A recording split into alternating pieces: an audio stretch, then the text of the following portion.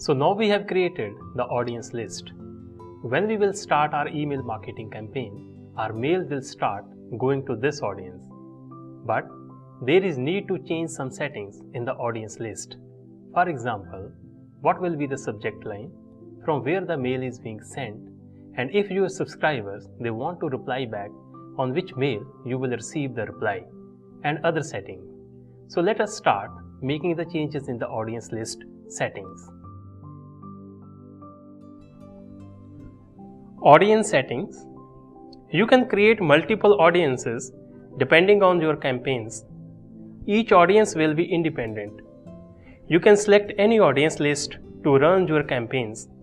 However, in free version of MailChimp, you can create one audience list only.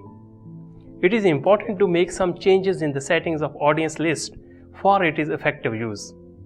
Let us see what settings of audience list are and how to set appropriate settings.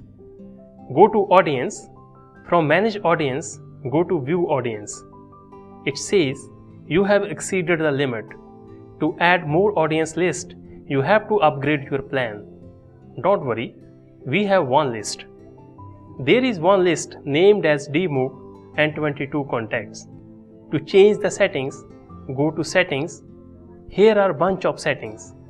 First click Audience Name and Defaults.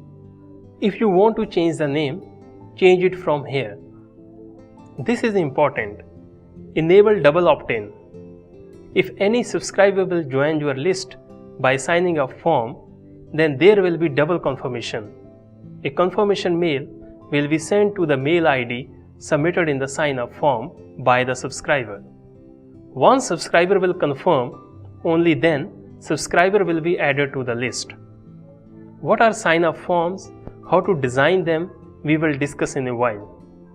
Enable GDPR. The General Data Protection Regulation is a legal framework that sets guidelines for the collection and processing of personal information from individuals who live in European Union. As of now, just leave it unchecked. The next settings are campaign default. When any mail will be sent to this audience, these are field settings that will appear in the inbox of the subscribers. First, we have name, from where the email has come. It may be person's name or company's name. Subscriber will easily recognize you if you will mention it here. This is the mail ID where you will receive the reply, and it will help your subscriber to understand from where the mail has come. Then we have subject line where you can give the crux of your mail, offer or invitation.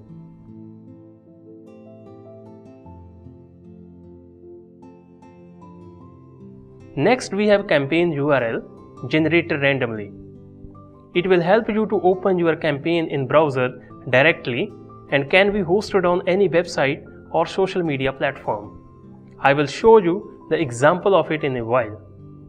Next, we have how would you like to receive the notification of subscribers. It says not recommended for larger audiences, but for experiment purpose, give your mail ID on which you want to receive the notification. Let us look at few more settings. You may send the final welcome mail to the subscribers. The content of the welcome mail will be edited in the form designer. If any subscriber unsubscribes your list, then you should send him goodbye message. Check this box. Everything looks fine, save the settings. After audience name settings, let us have a quick look at rest of the settings. Publicity settings. Let it be default. Your campaign will be public and can be discovered by others.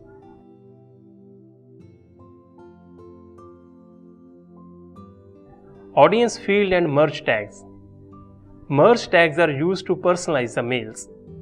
You might have noticed that sometimes mail comes with your name. That is possible because of merge tags. MailChimp has default merge tag. If you want to edit these merge tags, then you can edit from here. How to use merge tags we will discuss in the coming modules. Then we have the email footer content. First is permission reminder. Your audience may not remember when did they sign up for the email. There is a line that reminds them about their subscription, like, you are receiving this mail because you opted for it via our website. If you want to edit this message, you can do it from here. These are details how recipient can contact you. Here it is mandatory to give the physical address as it is required by the law. Give the required contact details here. These will be visible in the mail.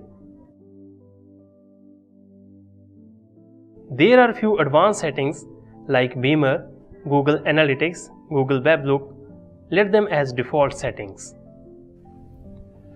So we have made the audience settings. I advise you to please read the help section or the guidelines given next to each setting before making the changes in the settings.